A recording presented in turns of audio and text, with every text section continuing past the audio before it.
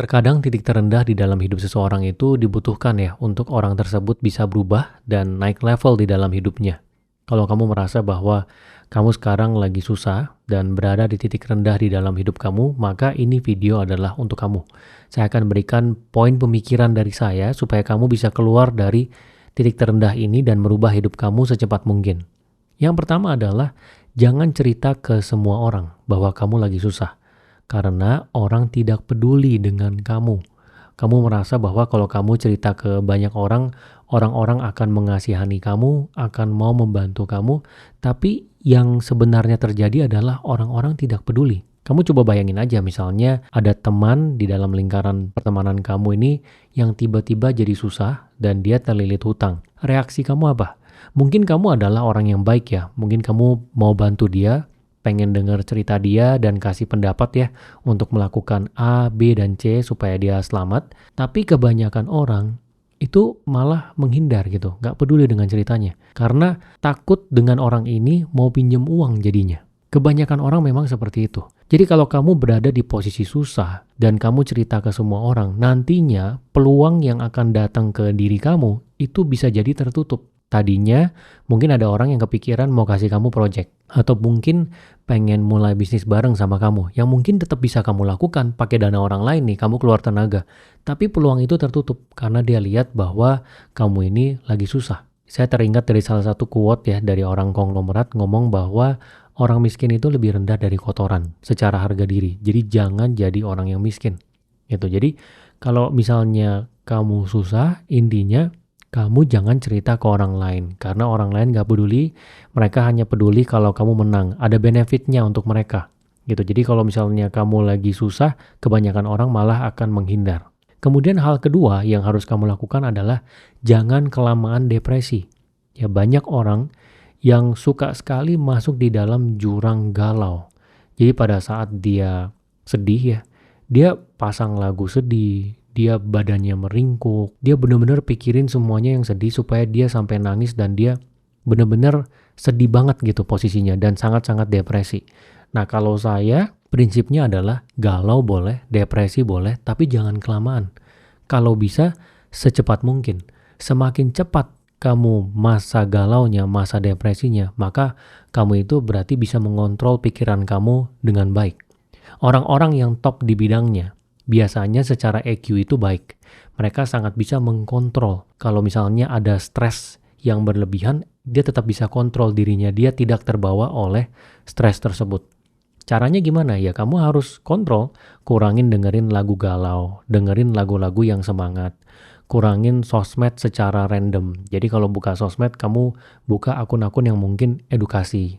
Terus kamu nonton di YouTube misalnya, video-video yang tentang motivasi, inspirasi, ya. Jangan terbawa ke jurang negatif. Jangan bawa diri kamu lebih negatif lagi yang tadinya sudah negatif karena perasaan depresi. Kalau kamu bisa melawan stres, kamu akan bisa menjadi orang besar. Ini saya sangat percaya sekali ya. Saya kan pernah cerita ya, salah satu dari konglomerat yang di Indonesia itu ada yang dia itu sekali menjalankan itu project banyak sekali. Jadi di luar dari Senin sampai Jumat dia jalanin project-project besar, Sabtu Minggu itu bisa ada 20-30 orang yang dia temui. Ini kaki tangannya dia. Setiap orang itu bawa project ke dia untuk didiskusikan. Dan semua itu masalahnya bervariasi. Jadi kalau kamu bilang kamu punya bisnis, kamu ada masalah, atau kamu ada pekerjaan, kamu ada masalah, itu belum ada apa-apanya dibandingkan dengan konglomerat tersebut yang namanya nggak bisa saya sebut ya. Nah tapi intinya dia itu punya kemampuan untuk mengkontrol stres dengan baik. Nah, setiap orang punya cara yang berbeda-beda. Nah, kalau dia ini memang rutin meditasi. Jadi setiap pagi dan malam dia meditasi. Jadi kalau misalnya ada stres yang datang, dia benar-benar tahu fokus pikirannya itu harus ada di mana. Tiap orang beda-beda. Ada orang yang tiap kali stres itu dia akan olahraga, dia bikin diri dia sangat-sangat keringat seperti Philip Knight, ya founder dari Nike. Itu dia kalau misalnya stres, dia akan lari. Semakin dia stres, dia larinya lebih capek lagi, nggak apa-apa. Karena apa? Ya dia pengen stresnya cepat reda. Gitu. Dan kamu harus ingat ya bahwa depresi itu adalah sesuatu yang sangat bahaya sekali. Kalau kamu terlalu berlarut-larut di depresi, kamu bisa kena demensia loh. Kamu tahu demensia? Nanti kamu Google aja ya. Banyak orang di usia tua yang depresi dan nggak ada kerjaan, itu biasanya mereka demensia. Jadi dia pikun gitu, dia lupa A, lupa B, lama-lama dia lupa nama, lama-lama dia lupa dengan aktivitas, lama-lama dia lupa dengan semuanya, otaknya menciut dan dia meninggal. Kalau kamu kebiasaan nggak bisa kontrol depresinya kamu, ya nanti di kemudian hari kamu bisa kena demensia. Jadi dari sekarang, belajarlah untuk bisa mengkontrol dengan baik ya dari sisi stres yang datang ke diri kamu. Kemudian hal ketiga yang perlu kamu ingat adalah kamu harus menjaga diri kamu. Ya banyak orang yang ketika dia depresi, dia nggak menjaga diri dia. Dia malah merusak dirinya dia. Ya saya ingat cerita salah satu konten kreator yang dimana dia ada satu masa itu tiba-tiba dia secara keuangan jadi sangat-sangat susah. Dia makannya sembarangan, dia begadang, dia main game, dia nggak angkat telepon. Pokoknya bener-bener dia mengisolasi diri dia merusak diri dia selama setahun, selama 2 tahun.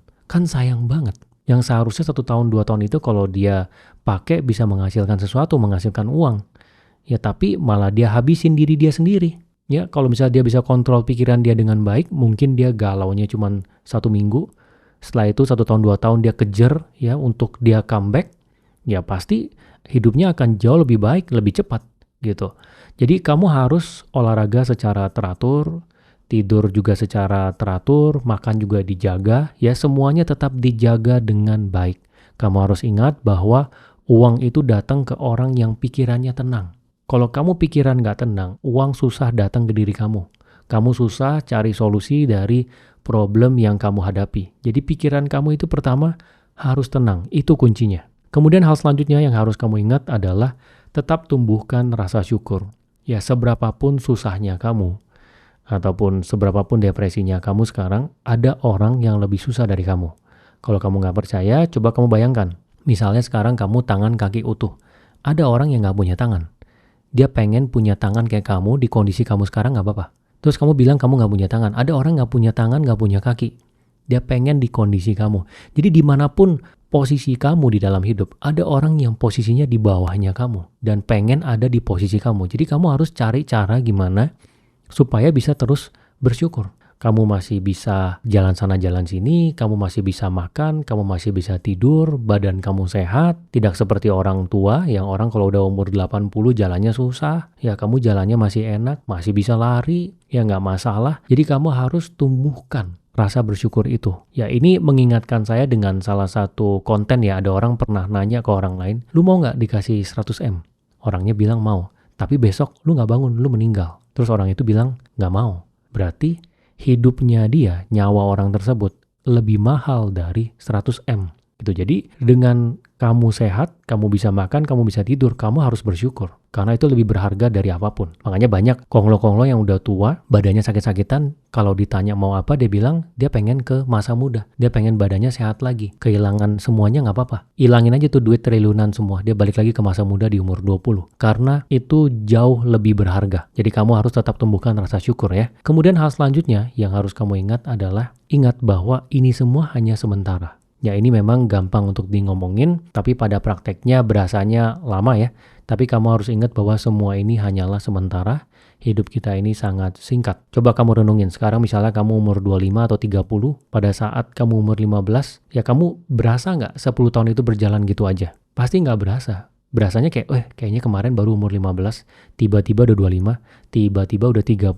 Memang semua ini sementara. Dan pada saat kamu umur 18 atau umur 19, ada masa-masa di mana kamu sedih banget gitu, entah karena diputusin pacar, atau nilai jelek banget, atau apapun itu, masa itu berlalu juga kan? Gitu. Jadi kamu harus ingat bahwa semua ini hanya sementara. Tugas kamu adalah bertahan aja. Karena seiring dengan berjalannya waktu, ini semua akan benar-benar lewat. Kamu harus ingat bahwa semua orang itu pernah jatuh. Tapi nggak semua orang itu ceritain kalau dia pernah jatuh. Apalagi orang-orang yang punya pencapaian besar dalam hidup ya, yang terbaik di bidangnya, pebisnis yang hebat, itu semuanya pernah jatuhnya gila-gilaan. Dan nggak semua cerita itu diceritain. Ya kayak saya ketemu dengan beberapa konglomerat, ketika mereka cerita, saya juga kadang kaget, wah gila pernah sampai kayak gitu ya, sampai kehilangan semuanya, rumahnya mau disita, terus mau ditangkap polisi karena dibohongin sama partner segala macam. Orang terkadang kalau nggak cerita ke kamu nggak tahu gitu, ada yang lebih parah dari kamu. Jadi kamu harus paham dulu bahwa semua orang itu pernah jatuh. Ya ini tuh seperti gunung es ya, kadang kita lihat di luar orang hidupnya baik-baik aja, sebenarnya di belakangnya itu banyak sekali hal yang kita nggak bisa lihat.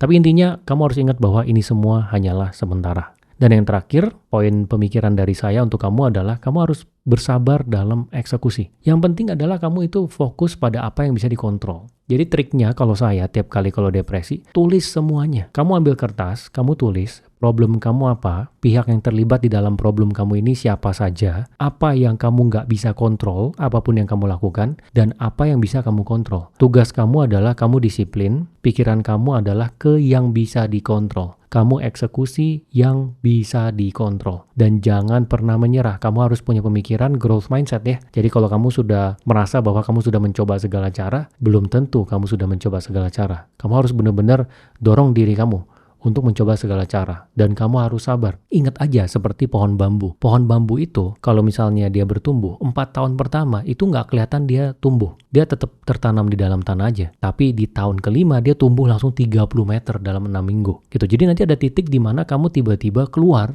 dari titik terendah kamu tanpa kamu sadari dan kamu naik ke level selanjutnya. Jadi yang kamu harus lakukan adalah kamu bertahan, lewati masa susah ini, kamu bersabar, fokus ke yang bisa dikontrol, dan kamu eksekusi terus. Dan jangan diam. Ya, yang saya tadi bilang ya, kalau misalnya kamu diam, merusak diri kamu, itu malah salah, memperlambat kamu keluar dari jurang kesulitan yang sekarang kamu sedang berada. Gitu. Nah, jadi kira-kira ini adalah 6 poin yang menurut saya akan membantu kamu ya. Kamu bisa catat ulang, jangan cerita ke semua orang kesusahan kamu, jangan kelamaan depresi, jaga diri kamu dengan baik, tetap tumbuhkan rasa syukur, ingat bahwa ini adalah sementara, dan yang terakhir adalah bersabar dalam eksekusi. Saya ingatkan lagi, hidup kamu tidak akan berubah kalau kamu hanya mencatat. Jadi kamu harus mengimplementasikan apa yang sudah kamu pelajari supaya hidup kamu bisa berubah. Semoga berguna ya.